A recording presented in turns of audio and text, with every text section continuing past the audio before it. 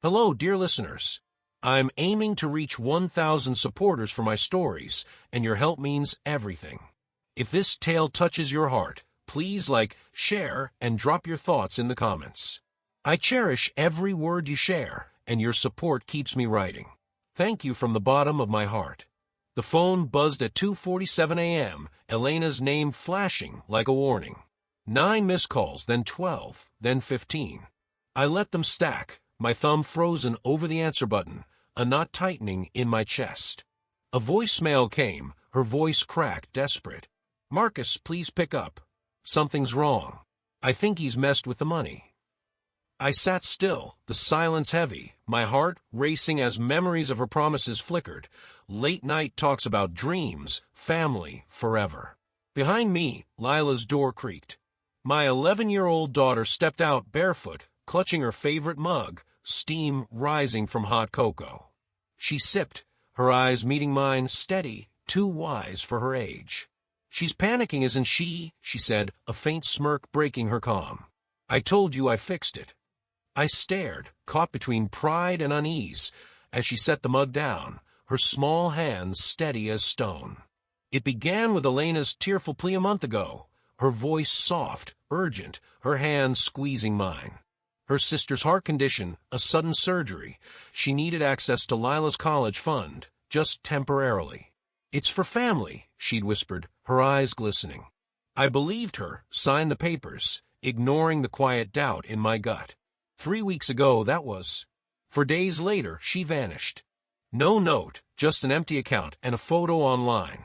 Her laughing on a Bali beach, a stranger's arm around her, a cocktail raised, Lila's future glinting in her carefree smile. The betrayal didn't just hurt, it fractured the world I'd built for Lila. She was 11, her eyes too sharp for childhood, catching every shadow in my voice. When she asked, "Where's Elena?" I couldn't lie.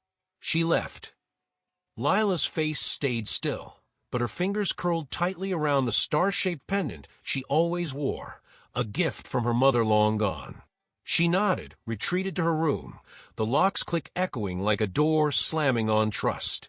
The next morning, she sat at the kitchen table, pushing oatmeal around her bowl. A photo of us three, me, her, Elena, sat on the counter, now a stranger's face staring back. "How much is left?" she asked, voice low. "Nothing," I said. She didn't cry, just traced the pendant with her thumb, her mind clearly turning. That night, I found her at my desk, the laptop's glow lighting her face. Not games, not videos, bank portals, transaction logs, our accounts and Elena's. Her fingers flew across the keys, purposeful. She didn't flinch when I stepped closer. "I moved some things," she said, sliding a USB drive toward me. She never logged out. Her voice held no guilt, only focus.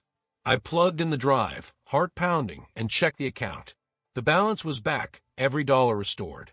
Elena's account. 0.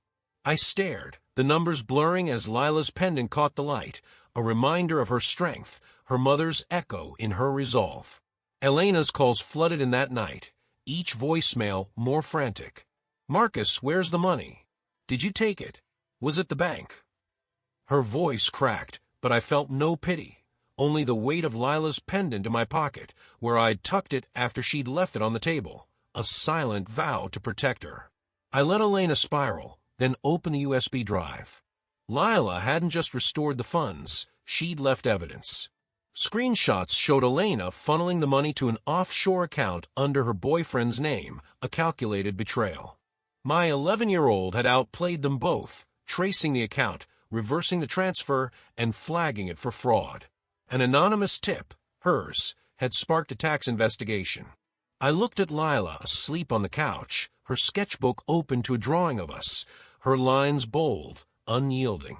Pride swelled, tinged with fear at how fiercely she mirrored me. 2 days later, Elena pounded on our door, her hair wild, her voice raw. "Marcus, you don't understand, he's not who I thought. They'll ruin me." I stepped onto the porch, closing the door to shield Lila. "You stole Lila's future for him," I said, my voice ice. Her eyes widened, but I pressed on. "Lila found it. Not me. Lila." I nodded to the window where Lila sat, sketching, her pendant back around her neck, gleaming like defiance. Elena's face twisted, not with guilt but terror. She'd misjudged the wrong soul. Elena never returned. The investigation consumed her boyfriend first, frozen accounts, audits, questions he couldn't dodge. Then it reached her, a slow tide of consequences. I didn't press charges. Lila's work was enough. She never spoke of Elena again, her focus back on her sketchbook, her books, her quiet fire growing sharper. One night, as we sat on the porch under sky thick with stars, I asked why she did it. She paused, her pencil hovering over a drawing of a lone tree, strong against a storm. She thought we were nothing, she said, her voice soft but fierce. She added a star to her sketch, bright against the dark.